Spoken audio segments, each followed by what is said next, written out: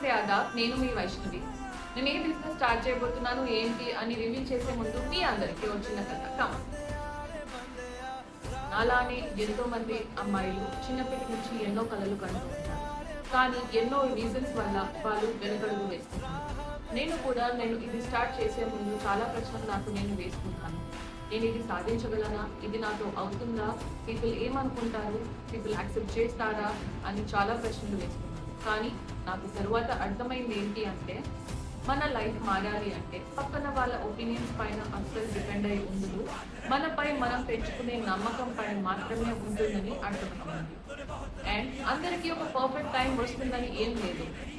మీరు వేసే చిన్న మొదటి అడుగే మీ సక్సెస్కి ఒక స్టార్ట్ అనేది వస్తుంది. సో స్టార్ట్ అనేది ఇంపార్టెంట్. కన్సిస్టెంట్గా చేస్తే అదే మీ సక్సెస్ ఇస్తుందని నమ్ముకోవాలి. చాలా మంది